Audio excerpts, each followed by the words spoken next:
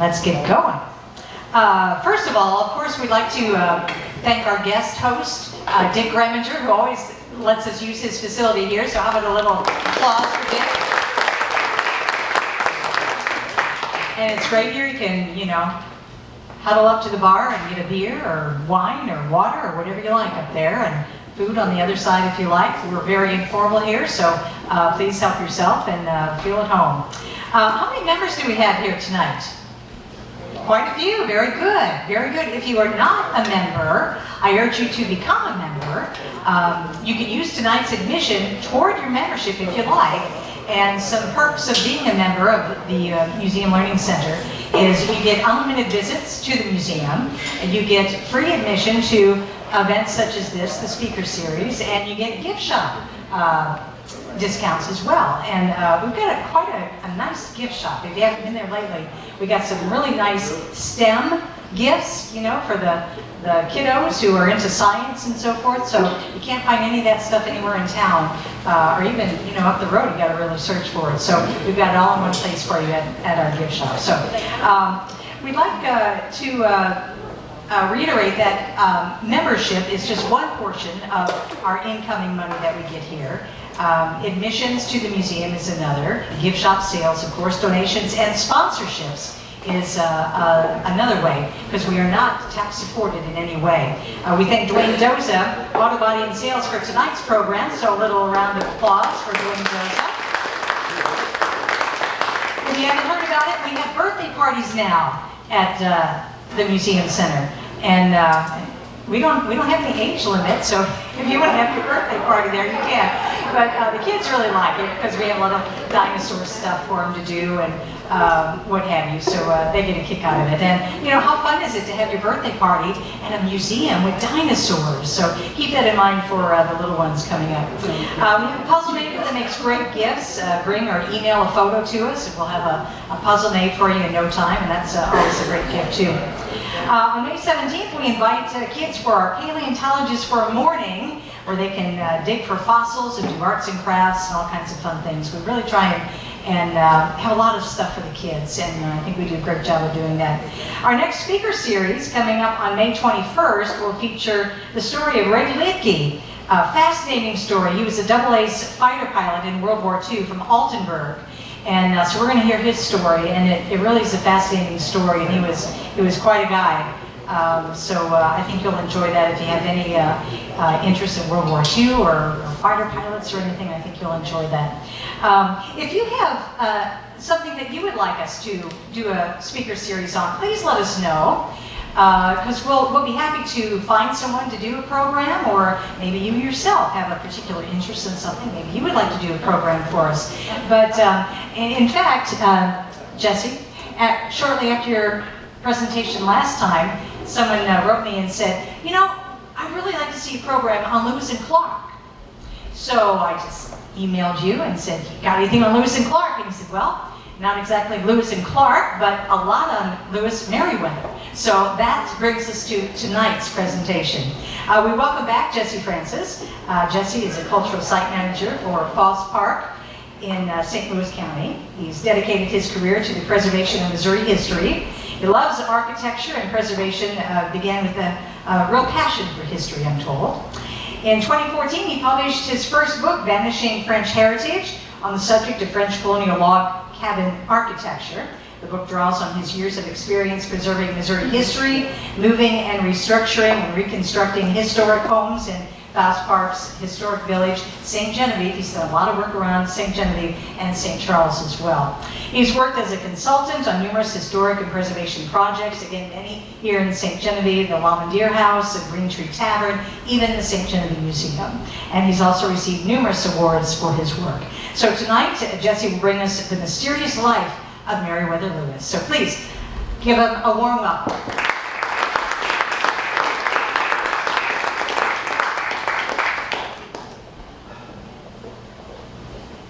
The numerous awards comes from there was nobody else running at the time. So anyway, give you a little background. Anybody here a Lewis and Clark club member or anything like that? I was attacked by a group of 20 of them one time because I managed Governor Bates' house, which was not a dear friend of Meriwether Lewis, and they decided to have a meeting. I don't know why you want to have a meeting at a house where you absolutely hate the guy that owned the house, but they came and decided that I was an anti-Lewis guy and had to be a pro-Bates guy because I'm the manager of the house. Well, no, that's not the case. And then I found a book at, I believe it was Goodwill, for 50 cents. The Mysterious Death of Meriwether Lewis, a novel. And the novel decided that Frederick Bates killed Meriwether Lewis. Had it done, set it all up. And it's a great novel because it had me going, well, maybe he did, maybe he did. So anyway, for the past, well, I've been there 38 years. For the last 35, I've been being bashed because I'm a Bates fan, which I'm really not. He's a bit of a jerk. But anyway, I'm going to tell you a little bit about those people and the connections. And if you think it's dirty politics now or in the last few years, no, no, no. You want to see an election? Go to 1800 and see what happened with all those people and what happened after all those people. And why the guy on the $10 bill never became president, because he wound up with a bullet in his gut by the vice president of the United States. So these are some of the things that are going on back there, and you keep thinking, oh, it's really crazy now. No, it's been crazy forever. It's just different types of crazy in different time periods. So anyway, we're going to go to the next slide because this one's pretty boring.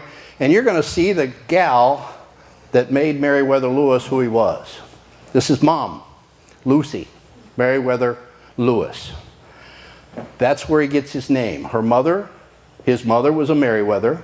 His father was a Lewis. Of course, that's fairly simple. But the key thing in here is the Lewises and Meriwethers were intermarried quite a few times. Now, there's a good reason for that in Virginia. They want to keep the land together. They don't want to lose it. So if you start marrying outsiders, the plantation that you started out with that was $25,000 is going to evaporate pretty quickly. So if you keep everything inside the family, it keeps it fairly close. So the other bad thing about the Meriwethers and Lewis is that they both suffer from what Jefferson would call melancholia, which we call depression today. Some say that maybe bipolar activities occurred in these people. But anyway, this woman would marry Mr. Lewis and have her son, Meriwether. Meriwether was 5. His father was participating in the American Revolution, came home, was heading back to war, got in the river, got pneumonia and passed away. Okay, so that leaves Lewis without a father. She marries Mr. Marks, and they moved to Georgia to another plantation. So they keep their plantation in Virginia but move down there. And then when he goes to get an education, they bring him back. And most of the time you find somebody that's a professor or something, or a very knowledgeable person to teach you. Not everybody's going to the best schools. So anyway, he goes down as a child to Georgia, and Mom lets him run around at night hunting raccoons with his dog and things like that. So he was pretty good in the backwoods in the country. He lived 10 miles from a fellow by the name of Thomas Jefferson.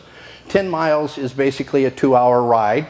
I don't know if you recall transportation, you need to think about that. You're not doing 70 on the interstate, you're doing 5 miles an hour, which is about the speed of a horse. So all the information, everything that travels is not any faster than a horse, which is about 5 miles an hour, and it won't go for 40 hours. So you have to kind of pace yourself and go, this is how news is getting back and forth. So anyway, she was the local doctor. She was an expert on herbs, which he became very knowledgeable on herbs because of his mother. So she took him under her wing, because stepfathers are not always the best fathers to have sometimes. I'm a stepfather, and sometimes not as good as I could be. But anyway, so she took care of him and taught him everything she knew, which helped him out quite a bit. And without him, I don't know how many people, it would have been more than Sergeant Floyd, that would have died on the way to the Pacific Ocean and back. And so without her and her knowledge, Lewis would have been lacking in that area that he was considered their expert. Might not have been the best expert, but he also was trained by Clark or Jefferson. Anyway, next slide. This is Tom in his later years, and Tom again was neighbors of the Lewises, and he decided to take on Lewis. And the reason he wanted, one of the reasons he wanted to take on Lewis is because, one, he's a Virginian. And I don't know about you, but most presidents like to take people they know with them. If you're from Virginia, you take Virginians. If you're from Kansas, you take people from Kansas. Yes, there was a president from Kansas named Eisenhower. I drive across Kansas and wonder what's there, and then in the middle of it, there's the Eisenhower Presidential Library. So you ought to go there and see that if you can. But anyway, he hires him because he had a background in the military. He delivered payroll. So he went to every fort, everywhere, moving around throughout the military, and he knew. He knew so much that he actually got in trouble and challenged a fellow to a duel because he was a Republican and the other fellow was a Federalist. He got transferred under a fellow by the name of Clark, and that's how they met. It was because the general liked him because he was stubborn and and stood up for his principles and was willing to kill the Federalists. So he shipped him to Clark, and that's how Clark got to know him. Then when Jefferson gets elected in that wonderful election where him and a fellow by the name of Aaron Burr tie, and the U.S. Congress has to vote over 20-something times to break the tie, and how the tie got broke was a guy on the $10 bill said, "I do not like Jefferson. Adams had lost because Burr and Jefferson tied, but I cannot stand Burr." They were both New York lawyers. They knew one another really well. And he was afraid that he would try to be that president that actually Hamilton wanted for life. He wanted Washington to stay president until the day he died. Then the next president would come in. Not 2 terms that Washington decided to do, which thank God did. So anyway, the tie gets broke because Hamilton throws his Federalist, which Federalist controlled the Congress at that time, to Jefferson. So Jefferson's nominated. He takes Lewis as his secretary, and first thing he has Lewis do is make a list. All the officers in the military. An X for a Federalist, a circle for a Republican, and guess what he did? Anybody that had an X got removed from office. You were asked to resign. Because Jefferson was terrified that the Federalists would overthrow the government and take over and make it a monarch. So that's the one of the major reasons. And then in the process, after he was there for a while doing reading, writing, and studying, Jefferson decides to buy New Orleans. He offers $9 million for New Orleans. That's all he wanted. All of a sudden, a fellow by the name of Napoleon, because he had a little trouble with war debt, and he also had trouble with a little island by the name of Haiti. You ever hear of it? It's unfortunately a miserable place, but that is the first country to ever succeed on its own with a revolution. We had help. Had help from the French and the Spanish. They had no help. They managed to kill over 10,000 French soldiers by malaria or stabbing them in their sleep, and they finally gave up. He wanted to make rum. He wanted to turn that whole island into a rum plantation. He would use the Louisiana Territory to grow crops and feed them. When he lost it and couldn't take it, he decided, well, I may as well get rid of it. So $15 million, 500 and something million acres. Jefferson, who was a low-keyed, not a big government type of guy, on his own, without permission from Congress, buys the Louisiana Territory. Which works out very beneficial for all of us, but anyway, wasn't something he would have done normally, but you don't get many opportunities like that. Kind of like Stewart's Folly, Alaska. Who wants to buy that? It's all cold and there's a bunch of white bears running around that'll eat you. Who needs that? So anyway, then he's got to do something. He's got to explore it. He also needs to go west to claim as much land as possible. So the guy he sends is Meriwether Lewis. He sends him up to see Dr. Rush. Dr. Rush had a special medicine that had, I believe, a little mercury in it and some other things that would help you flush your system, as we'll say. And he got large quantities of those. He studied natural science and history, and then he decided to take off. Next slide. So this is a portrait of Meriwether Lewis after he got back. He'd be about 36 6 years old about that time. So anyway, he would take off. He would go to Pittsburgh. We got to Pittsburgh. Oh, by the way, you need to know this very important fact. Does anybody know what Jefferson asked Congress for to go to the Pacific Ocean and back? Around $2,700. You hear me? $2,700. The final cost was over $38,000. Yeah. It was only supposed to be about 14 men. It was around 38. At one time it was 40 before part of them came back from the Mandan village.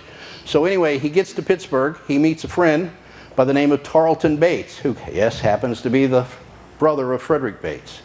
Anyway, he gets there and he decides to build a boat. So they're going to build this 55-foot keel boat. Then he thinks, well, maybe we need another boat. So he buys 2 more boats, pirogues, and while they're being built, he's staying with Tarleton. He buys this little black dog, which is not a little black dog, but a fairly good-sized dog. And he also gets his commission from Jefferson, but it's not sent to the military. It's sent directly to Tarleton to give to Lewis because he was afraid somebody might get it. So this is Lewis before we head out. Next fellow. Everybody know who's he is? Look, the name's right there. Yeah. Clark, and he lives till 38. And he gets married right away when he gets back to a 15-year-old girl from Virginia. He's more famous than his brother, but shouldn't be. Do you know who George Rogers Clark is? Without George Rogers Clark, we would have lived, the 13 colonies would have been ours. Everything to the Mississippi River would have still been English. Without him running around with a little less than 200 men taking over forts and wiping people out that got in his way, we would have been 13 colonies. It would have been a little tough to cross over and get that and then do everything else we did without his brother. So his brother, George Rogers Clark, is vitally important. William Clark was in the government or in the military most of his time. He gets technically demoted from a captain to a lieutenant with the trip because Congress would not allow 2 officers to co-rule. So basically they said, no, you can't do that. But as we all know, it was a team effort. Without one or the other, either one of them, I think, would have made it back. So next slide. This is Aaron Burr. He was our vice president. He was the guy that tied Thomas Jefferson. He also, after he didn't get elected president, he went to see Jefferson, and Jefferson told him, I don't want to have anything to do with you. You will do nothing in the government. You're basically a waste of time and space, so just get out of my sight. I don't want to see you anymore. Because he broke the rule. Jefferson was running for president. He was running to take votes away from Adams. That's all he was supposed to do. Then he had let him be vice president. And if you look at the transition, who was George Washington's vice president? John Adams. Who was John Adams' vice president? Thomas Jefferson. So it just kind of steps up, and that's what they thought would do. But when Burr had a chance to be president, why not? He had a good chance. They tied over 20-something times. Congress tying over 20-something times. So anyway, he decided to do some other things, and he decided that maybe the United States is too big and I can take part of it. So he starts messing around with that. And then he gets in an argument with a fellow by the name of Hamilton, and over an issue about Hamilton's relationship with a married woman and making payment to the guy's husband. And so it winds up in a duel. Now, I don't know if you know much about that duel, but it changed the course of history in the United States, in my opinion. And they go to an island. They have a pair of pistols. Oh, by the way, he challenges Hamilton to the duel, and Hamilton gets to pick the weapon. So he could have picked swords, he could have picked knives, he could have picked ball bats, could have been anything. But he picked pistols, and they were his pistols. So he gets to pick which pistol he uses, which are now in a New York insurance company that you can go look at in a case. They opened them up and studied them, and they noticed that Hamilton's had a hair-set trigger on it. He filed it down so it would fire quicker. Now, normally when you fire in a duel, looks like this. Hamilton fires high. So did it go off when he had his finger on the trigger coming down, or was he being an upstanding fellow and not trying to kill Burr? Now Burr had lost everything. He was brought up on treason. He was in trouble.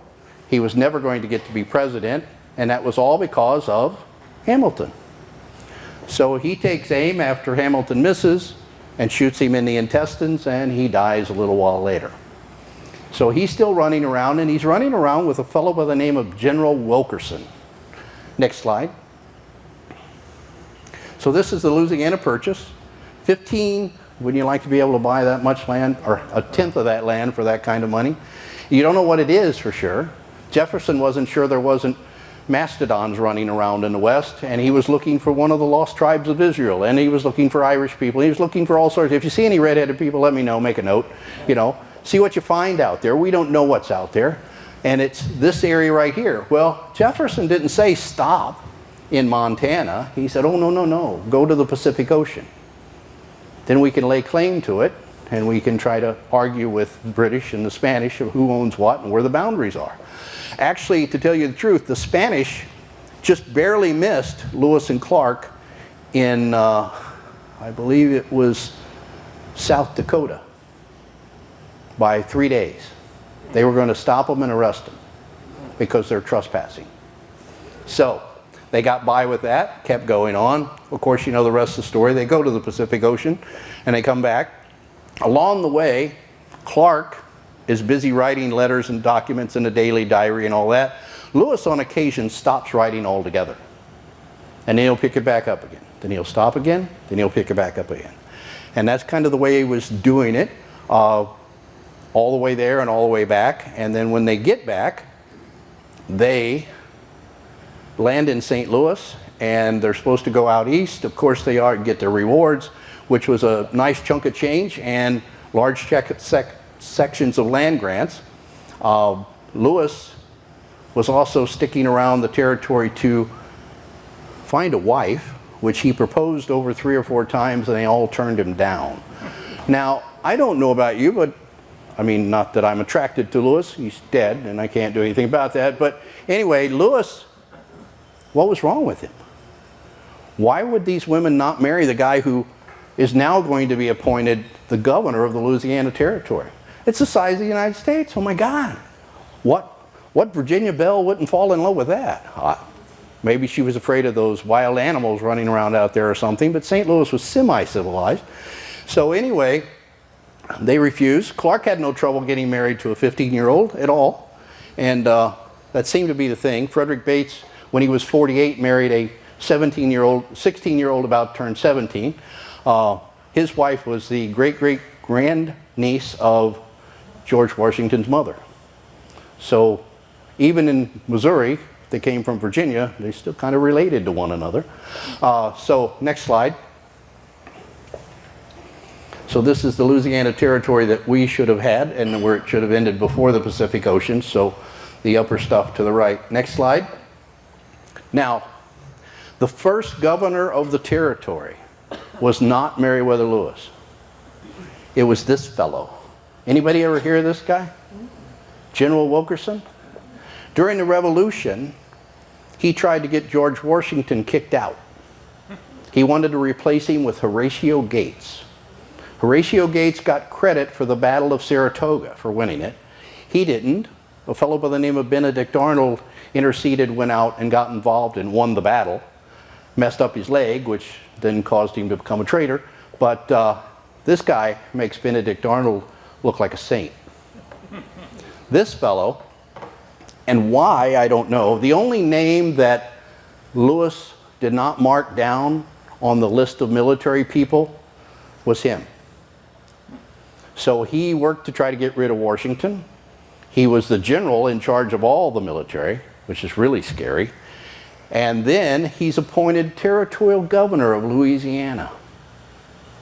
So what happens is they break it up in districts. So you have the St. Louis district, you have the St. Genevieve district, and the St. Genevieve district runs from the Mississippi River as far west as you can ever dream possible. Kind of like Virginia used to run all the way to the Mississippi River. So anyway, it's that kind of relationship that's going on. All this is out here, and he's in charge of it. He winds up being spy number 13 for the Spanish government. He's a spy for the French government. During the time he's in our military. And anyway, he's here. So he appoints people. Anybody hear of a fellow by the name of John Smith T? Can't think of the name of that big stone mansion on the Mississippi River that just sold for $28 million. That was his niece, his money. He's the founding father of Herculaneum smelter plant. Yeah. He also was involved in that little thing that Aaron Burr and General Wilkerson was trying to do with Kentucky and part of the Louisiana Territory. Take it over and start our own country. It's too big. Jefferson can't handle it. He doesn't have a military. He fired all the Federalists, and they're the only ones who want to fight. Those Republicans are a bunch of candy butts, and they don't want to fight. So we're good, right? So anyway, he appoints John Smith T as the sheriff and the judge of the St. Genevieve District. St. Genevieve District is the lead mining district. There's 3 reasons to come to the Louisiana Territory. One is fur trade. The other is lead. And then there's buying, selling land. Land's actually pretty good. Because every time a newcomer comes, you jack the price up and sell it. You buy more land and you turn around and sell it when they come in. They have no idea what it's worth. You just get what you can for it. So he appoints Smith, and Smith has an interesting thing. He has a thing with him called a floating land claim. He has a 5,000 acre Spanish land grant, and Spanish didn't care if you had 5 acres here and 5 acres there. It didn't have to be 5,000 in one spot. So what he would do is, you found lead in old mines, he would come up and knock on your door and say, hey, that's my land, you're trespassing. You need to leave. And oh, by the way, the lead that you dug is mine too, so you need to leave that. He had 125 men working for him. And what are you going to do? Go to the sheriff. Well, Mr. Smith's the sheriff. Going to go to the judge? Mr. Smith's the judge. And guess who his best buddy is? Mr. Wilkerson. So this is all going on while Lewis and Clark is on the way to the Pacific and back, so they have no clue what's going on here. So you have that same thing going on. There's running gun battles between John Smith T and a fellow by the name of Moses Austin. You ever hear of Moses Austin? You know who he is? The what? Austin. He's the grandpa of Texas. They say so. I went down and went to their biggest monument, and it says the grandfather of Texas is Moses Austin. There's a story about Potosi and Moses Austin. Did I tell you this last time? It's really boring. So anyway, the story goes in 1932, a guy squirrel hunting. Have you ever been to Potosi? There's a courthouse built by a guy by the name of Theodore Link that did Union Station. He also did the Madison County Courthouse in Fredericktown. Anyway, around there's a bunch of big old trees in that cemetery. That's where Moses Austin's buried. So the guy's squirrel hunting with a double-barrel shotgun, walks around the church, looks up in a tree, and then all of a sudden he notices these guys are digging in the ground at Moses Austin's grave. What are you doing? Well, we're taking Moses Austin to Texas where he belongs. So the old farmer cocks back both barrels of his shotgun and he says, today you're not.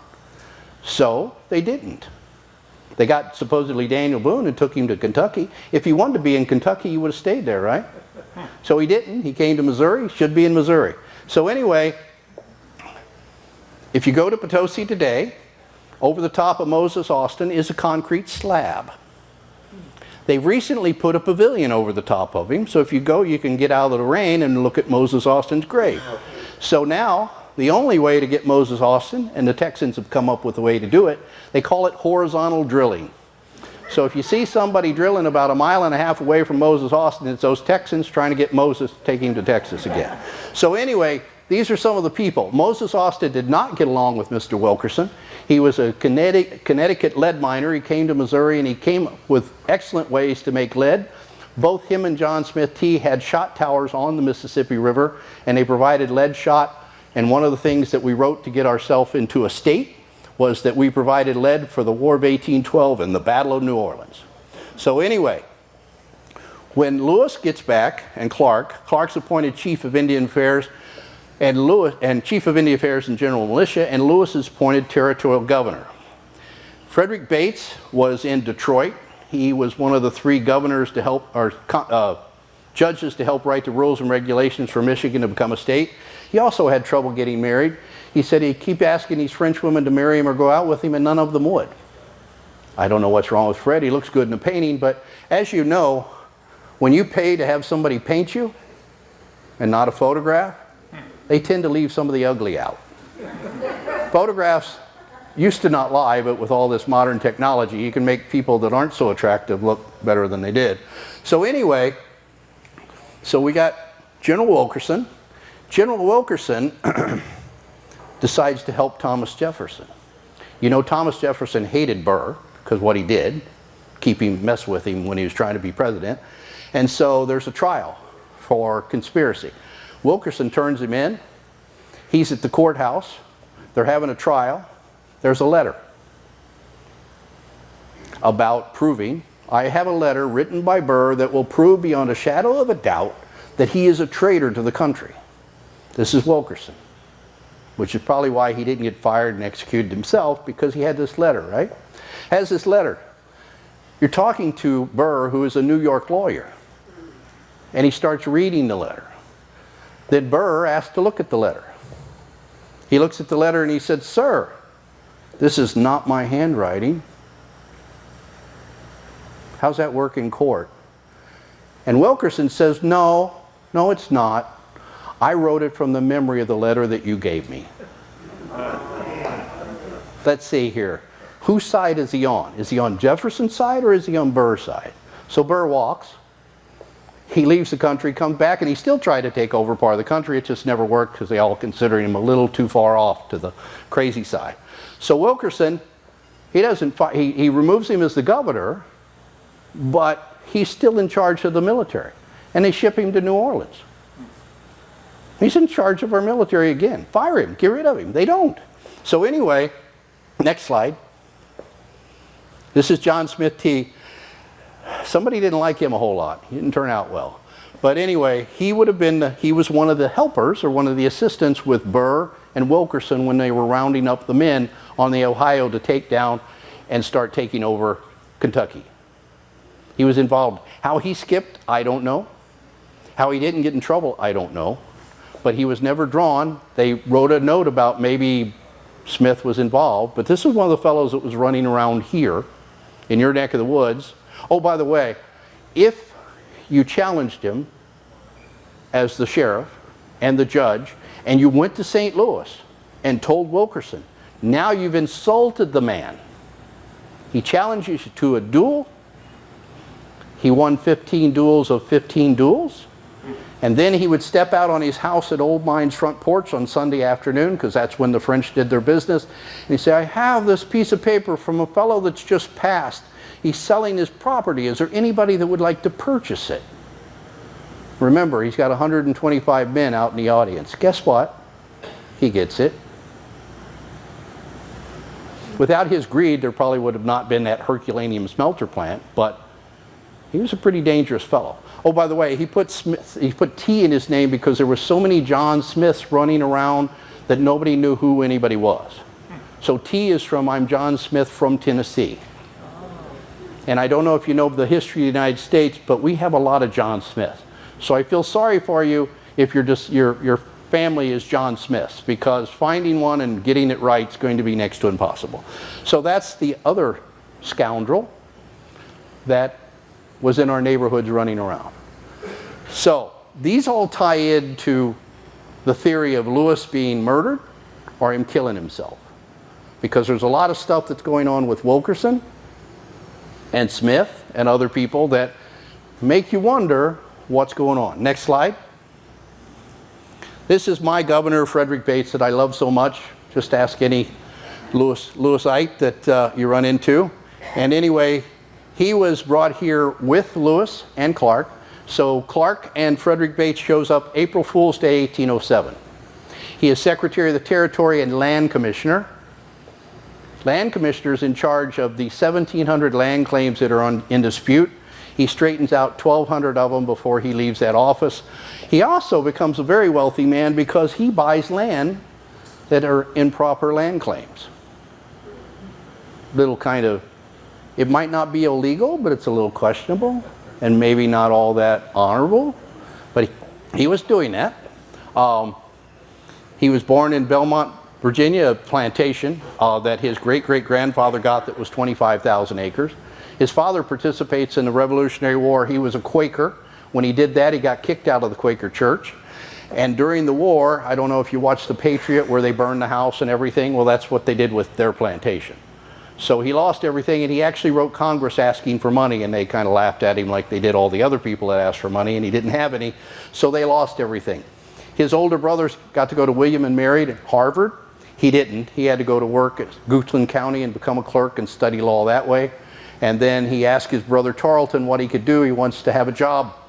He said, well, you can go to Detroit and you can do the military payroll. And I suggest you go to Detroit because it's a cheaper form of living than it is if you go to Philadelphia.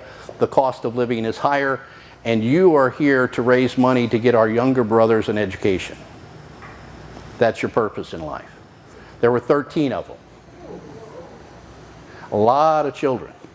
And they would. His brother, one of them is Edward Bates. Have you ever heard of him? Attorney General for Abraham Lincoln. Helped write the Missouri Constitution. Also freed 2 female slaves before the Dred Scott decision ever took place. Doesn't get a lot of credit for him. He was spray painted during this thing about getting rid of Confederate people because somebody at the Forest Park thought he was a Confederate. He helped write the Emancipation Proclamation, so once they figured that, they scraped the paint off of him and left him alone. Still stands there today. But anyway, it's one of those things, if you don't know your history, you're doomed to spray paint it. So anyway, Lewis did not get along with Fred, but Fred was here 11 months before Lewis ever showed up because he was at the Aaron Burr trial. He was also trying to get his book published. He was also trying to get married. He also had 2 plantations, one in Georgia and one in Virginia. So it kept him tied up. So Fred would write letters. He couldn't write them to Thomas Jefferson, but he could write them to Madison. He said, I'm waiting for Lewis every month. I'm waiting for him every week. I'm waiting for him every moment.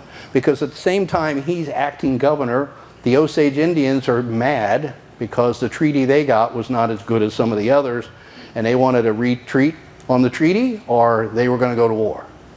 You don't want to be an up-and-coming politician and start a war with the Osage Indians. Thomas Jefferson said the Osage Indians were the most beautiful, handsome men he'd ever seen in his life. And Jefferson saw a lot of people.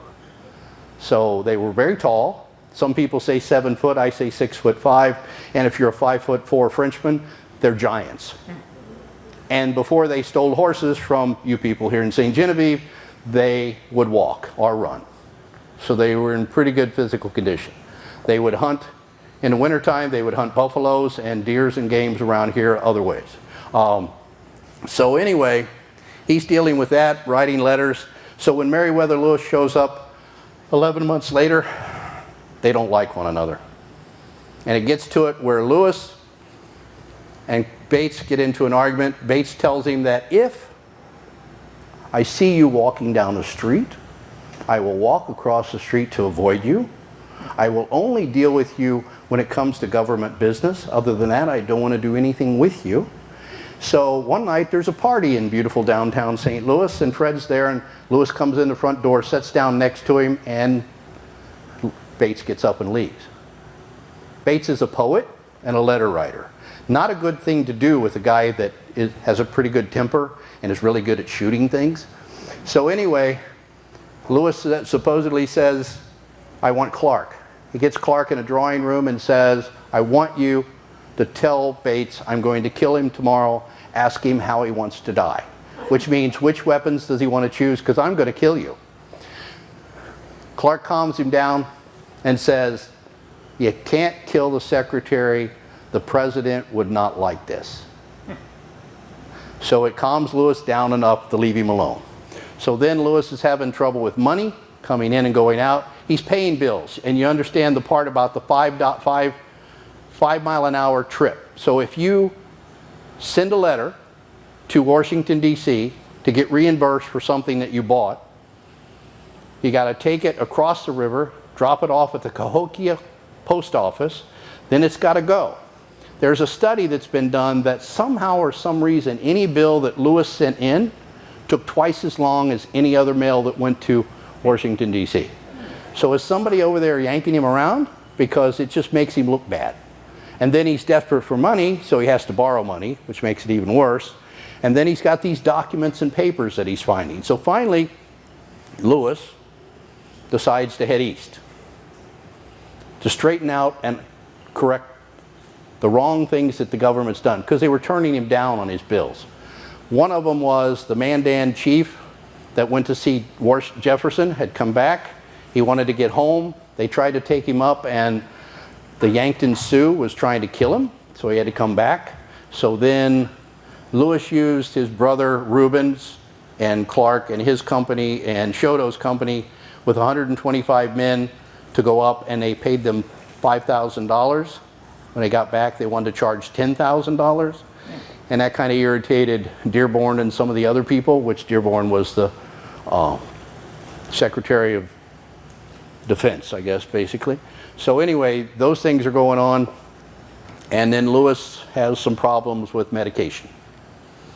He's taking opioids. He's got malaria. He got malaria in World War, or well, it really wasn't a battle.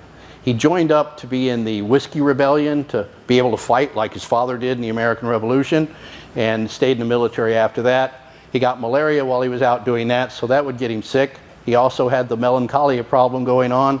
He also took Rush's pills, which contain mercury, and then some arsenic, and then some of the treatments for some of the diseases that the men got along the way were also arsenic. And when he got back, he went to the doctor who was the expert on venereal disease. He didn't go to another doctor. Now, I got in trouble for this in Jefferson City because the guy said Lewis and Clark would never have relationships with those native women. They were above that. And going, two single men traveling west. All the other men are being treated, but not these two, right? Yeah, okay. So anyway, you got to believe that one if you can. So, next slide. So, anyway, that's the 55-foot keel boat that they would have traveled in. And that's kind of the boat that he would have used when he left St. Louis. So he leaves St. Louis. Supposedly he tries to kill himself twice along the way. They get to a place called Fort Pickering. Have you ever heard of Fort Pickering? Yeah. Memphis, Tennessee. Okay, they get there. The fellow in charge supposedly keeps him for a while, trying to get him to dry out. And trying to get him to dry out, he's giving him, I guess it's watered down wine. So the story goes that he settles down a bit, and then he gets going. He meets an officer by the name of Neely, who I think is in charge of the Chickasaw Indians. And they get going, and supposedly two horses come up missing. Neely stays back to get them. That night he gets to Griner's Stand, and that's where it gets crazier. So, supposedly, according to Mrs. Neely, and her story changes quite a bit, that he was there doing fine, eating, and then he starts standing up, ranting and raving and going back and forth. And then he settles down again. He goes to bed. In the middle of the night, they hear a shot. Then he hear another shot. He hears her, he says, "Give me some water and heal my wounds." So that statement and what Neely says is that he was out, he came in the next day, and the two attendants were sleeping in the barn, and Lewis was in the house. It was a dog, I don't know if you know what a dog trot log cabin, it basically has two rooms separated by a hallway. He was in one and she was in the other, and so why it took so long for her to get next door to see what was going on with him, because she heard him yell, I guess she was terrified of what might be happening. He dies that morning. He is shot in the head. They said you could see his skull. He blew a part of his skull cap off. And then he shoots himself in the chest, if he does this. Now, he carries with him two 69 caliber horse pistols. These are designed to knock down a horse. They're about that big around. I don't know if you can see that. They're pretty good sized slugs. They'll put a hole in you. So how's he not just kill himself with the first shot? And there was a fellow who wrote a book about his malaria problems. He said it was malaria, and he killed himself because what he did was he was scratching his forehead with the pistol, irritated that it hurt so bad he couldn't do anything with it, and the gun went off. That gun has to be loaded with powder, then a ball, then the flint cap has to be opened up, powder has to be put on, it has to be closed and pulled again. And I could see where he might have shot himself in the head and blew part of his skull off without killing him, because if you're doing this, the bullet might just pop part of your skull open. And then he shoots himself in the chest. So the question is, did he kill himself?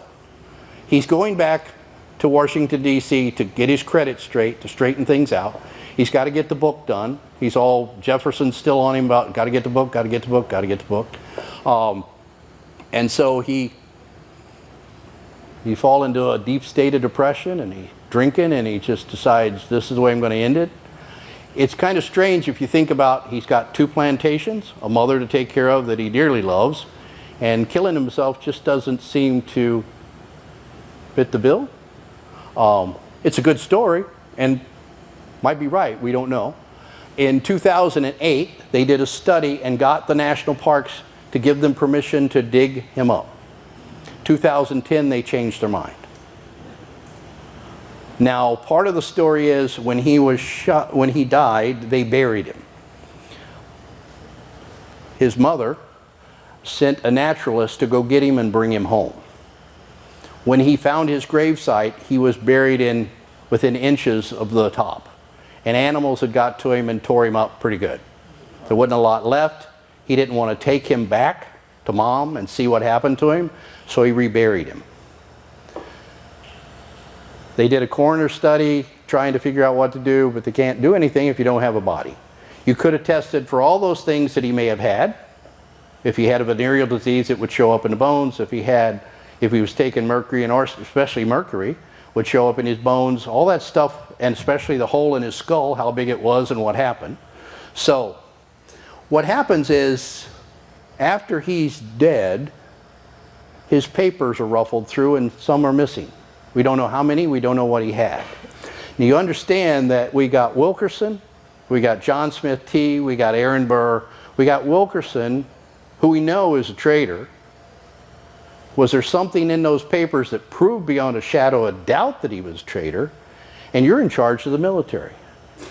And who's helping Lewis go west? Oh, by the way, this would have all been solved had he went to New Orleans like he said he was going to do on the first. He was going to get on a boat, go to Washington that way. That's how he was going to do it. He got to Fort Pickering, changed his mind, decided to go cross country. Next slide. So Natchez Trace. So he was up here at Memphis, and Natchez Trace is called the Devil's Backbone. The Devil's Backbone, it gets that name because it's a notorious place to ride or go through. There's highway robbers. Great way to make easy money. You get some pilgrim going across the country with a load of cash, just shoot him and throw him in a ditch. Not a big deal. And the Griner family, Mr. Griner, according to the study, when they were doing the study after Lewis was killed, the people doing the inquiry was terrified of Mr. Griner and his son because apparently there's more than just Lewis buried at that site. And some of them are travelers. So supposedly they were gone, not there. We don't know that for sure. We do know that if he had documents that were important that could have got Wilkerson in real trouble, Wilkerson could have had him killed. He could have had him killed, and he was down in New Orleans, so he has an alibi. Who's going to do anything about it? And Russell's kind of here and there. And they first said, well, Russell was actually in Nashville at a court case. Well, there's 7 different Russells with the same name in Tennessee at that time. So we don't know which Russell it was that had the court case. It's kind of like John Smith. We don't know which John Smith was at court that day. So that didn't follow through. And the interesting thing about it is Neely kept his pistols. He took off with Lewis's pistols. And it took a long time for his half-brother, Mr. Marks to get him back. He got his horse, he got his saddle, but Neely was running around with his pistols keeping them. A little bit strange. And the other person that was with Lewis when he died a month and a half later of suicide. Is it contagious? He was there. He was a witness. Why would he up and die? So, next slide. So that's Grindr's stand right now. So Lewis would have been on the rumor left or right, I'm not sure which, and that's where he would have been. And they buried him there. And now when they thought they were going to dig him up, they were going to dig him up and move him to the National Cemetery in Nashville. I'm opposed to that. He was our governor, and he should come back to Missouri and be buried next to William Clark. So if something happens that they finally decide, and I'm pretty sure the National Park's never going to let us dig him up to find out what's going on, for sure, or within reason, that's where you'll be. So anyway, it's a national park site. You can go see it. That is a typical dog trot log house with the open center. And well, actually, it's a saddlebag with that big fireplace in the center. But anyway, so the question is, was Burr involved in getting him killed? Was Wilkerson involved in getting him killed? Was Frederick Bates involved in getting him killed? There was a lot of people that would prefer that he didn't make it to Washington, D.C. or definitely back. Frederick Bates writes a letter to his brother and says, Lewis isn't coming back. They're going to fire him. I don't have to worry about him anymore. He's gone. And he also would make statements like he's best suited for the military and should have never left it. He doesn't know how to deal with politics or the people. And my star is rising and Meriwether Lewis is falling because he's incompetent. I'm going, hold it. This is a guy that went all the way to the Pacific Ocean with a crew and only lost one. And they think that was appendicitis. And the story behind that is that the fellow that got appendicitis and died was the only guy that didn't go to St. Charles Borromeo Church in St. Charles the day they left. Sergeant Floyd. The only one I could find that didn't go. So I'm pretty sure he got in trouble and God decided to take him out. But that was it. That was the only one. A lot of people close. Lewis did get shot in the butt by one of his own men. The French riverman was kind of blinded one eye and had sight problems in the other. And they were elk hunting, and he shot him and swore he didn't do it. And so Lewis thought for the longest time that an Indian shot him, and he was looking for the Indians, but never found one because the fellow with him shot him. So anyway, so I don't have a positive answer for you other than with all the things that go on today and in the past, I have no trouble believing that Wilkerson wanted him gone, and this is one way to get rid of him. Because Wilkerson was still doing things. Oh, by the way, when Wilkerson dies, he's not an American general anymore. He's in Mexico City consulting with the Mexican military about how to deal with our military. Nice guy, right? Yeah. So you got a person like that running around, so the most likely person to have something to do with it. He didn't pull the trigger.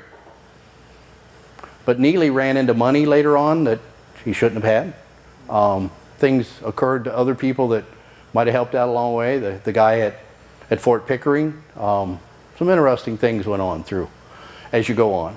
There is over 25 books written on this mystery and what went on, and all the people disagree. One guy I was giving a lecture to, he's from California, and he said, "You're wrong, all this is wrong." He was in love with Clark. Clark got married, killed himself. Simple as that. That's exactly what happened. I'm going, nah, I don't think so. So anyway, so you got every angle possible, and if you move that forward 200 and something years, it's like going on right now. So, any questions? I think that's my last slide. And, oh, no, William Clark. Oh, that's right. Now, William Clark, sorry, if I take questions, I got to have hearing aids on because I can't hear.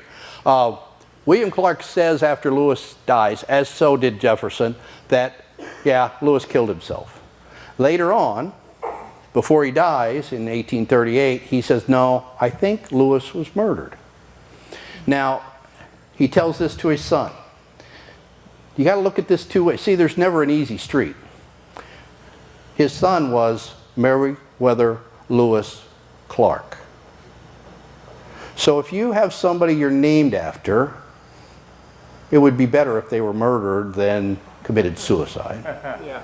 So I don't know if Meriwether Lewis Clark told a fib, or if he told the truth. What did Clark have? But Clark had a letter that was sent to him before he died that leaned toward suicide. So that's why he said suicide at the beginning, but later on he said, no, I think he was killed. So I don't think Fred had any reason to kill him, because he was fairly well in a mess when he left, and Fred was laughing all the way to the governorship, which he would serve 1 term. He would die in office of Flurecy, and so he didn't last too long after that anyway, either. So, any questions? Comments? Arguments? Yes? There was I worked with the Historic Society with the same, the old seminary in Perryville. Pardon me? At seminary in Perryville, the Uh-huh. Vincentian Seminary, there was some thing, I think one of the sons, maybe Clark's son, actually attended the seminary there. Oh, really? It's college, it's a college. It was a Which college. one? It was St. Mary's Seminary College. It was established like about the same time St. Louis U was. And the story was, that they were told, was that he went there so he wouldn't have to go to war. So they put him out at the college. Oh, really? Yeah, so I don't know. I think there was some, I mean, I think there actually was a Clark that was actually at the seminary. But the full story, I don't think anybody ever really knew. But, it was connected to the Lewis and Clark expedition. It was one of the, So this was Clark's son? I think so, yeah. Boy, that's pretty sad if you go with the Clark's military history and the son of William Clark doesn't Well, want to. I think at that time, it was just an educational, they also took men, I mean, they ran for education. It wasn't all the ones that were in the seminary that were going to go in ministry or anything. For a period of time there before it closed. And I think the story was that at wherever they were living at the time, were they in New Orleans or somewhere? Clark was in St. Louis till he died. Well, there was one of them, or would it have been, some of the family, I think, there was something going on, and they sort of parked the kid at the seminary to get him out of the way. Don't know. But, I mean, I never found any, anything. Seminary in St. Mary, or St. In Perryville. Yeah, the Perryville, the one there. St. Mary of the Barons, which is. Yeah, okay, And yeah. everything now. First college was, Everything now is at DePaul, I think. yeah. Everything we had in the archives at that time. Okay. DePaul University. So if they ever find anything, that would probably work. Well, there's been draft dodgers forever, so maybe so. But it just seems weird that Yeah. William Clark, George Rogers Clark's nephew would say, "Nah, don't want to do that." I mean, it'd be a natural promotion. You'd be beat on a little bit because of who you are.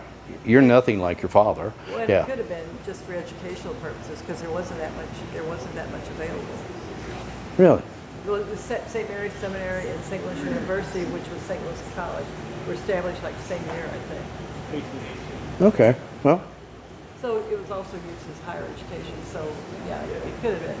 we'll have to dig into that. Don't know much about what happened to the son, other than he said that the person I'm named after couldn't have killed himself. Any other questions? Nothing? Where's Clark buried then? Clark is buried at Bell Fountain Cemetery. It's a very honorable centerpiece with a wonderful monument, plenty of room for Meriwether Lewis. There'd be no problem to put him there. I would be more than willing to dig the hole. But anyway. Anything else? I hope most of you are awake, so that's a good thing. So that's half the battle. All right. Thank you. Thank you.